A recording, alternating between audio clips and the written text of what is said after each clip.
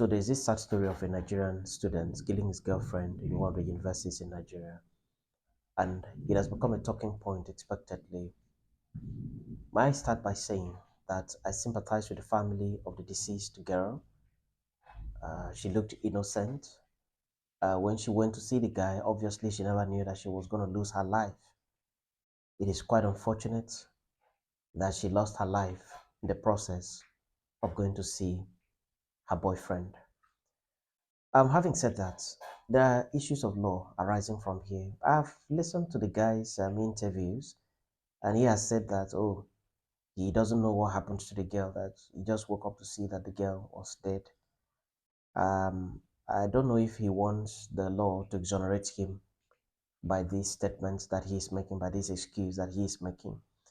But I know for sure that the Nigerian policemen know exactly how to handle this kind of situation. It is for them to get the best available evidence of what happened, what transpired, and then present this to the court. Now, the question is the defense that this boy is giving, the defense of I was not around. I mean, I don't know what happened to the girl. Is that a strong defense in law? It is not. It is the weakest defense I have heard of in a murder trial, in a murder charge. It is very weak. Okay? Now, there is something called the doctrine of last sin. It is a doctrine, it's a principle of law in Nigeria and other common law countries. That doctrine says that the man who was last seen with the deceased is the person to explain what happened to the deceased. So two people left the house and went to the stream, to the village stream together. And people that were coming back from the stream, they saw them together going to the stream. And just by the seaside or just by the stream, the second person or one of them is found dead just by the stream or on the road to the stream. The law presumes that the other person that went with him to the stream is the person that is responsible for the death of this other person. It's a presumption, okay? So that means you can offer explanation to do away with the presumption and exonerate yourself. So in the case of that stream, someone can say, well, we went together, but on our way, we were attacked by hunters who killed this person, shot my leg, and I ran away. I was only lucky to survive. That way you have offered explanation. If the explanation is convincing enough, then you will not be made accountable for the death of the other person. But it requires a cogent and verifiable explanation on your part. If not, the presumption will stand that the man who was last seen with the deceased is the person responsible for the death, okay, of this person.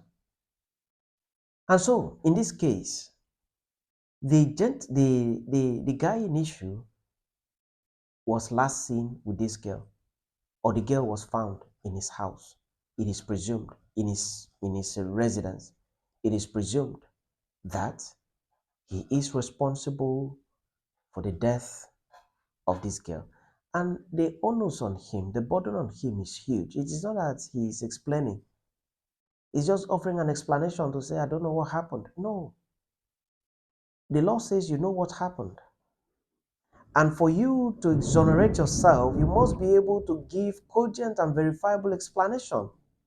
Anything outside that, I'm sorry, the presumption of innocence will be pushed aside, and then the person is found guilty, and the sentence for murder is death by hanging. And when that is done, you can only go on appeal. If there is no strong reason for the appeal court to set aside the conviction stands. Okay? And so, having said this, my message is be careful whatever you do.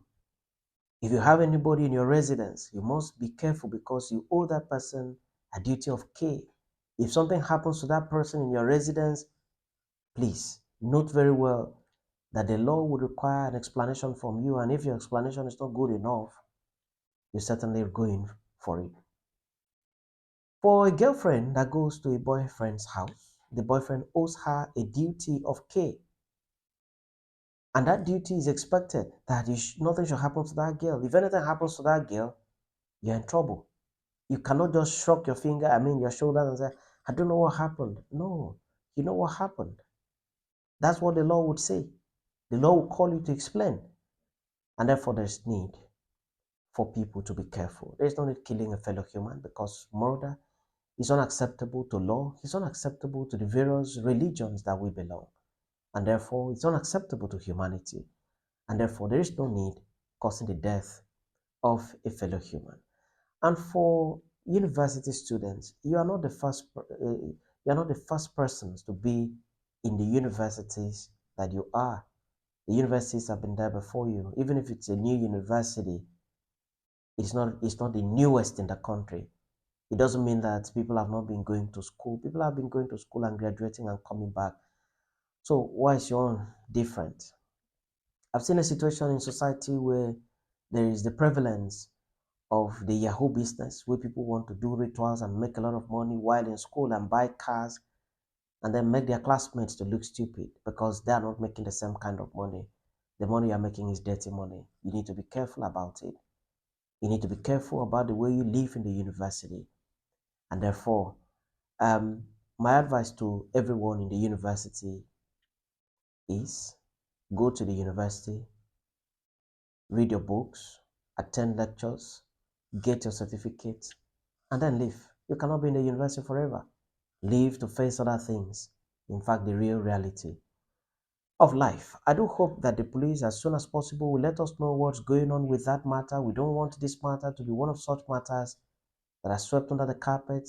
Nigerian citizens are interested in the matter. And we want to know exactly what's going on.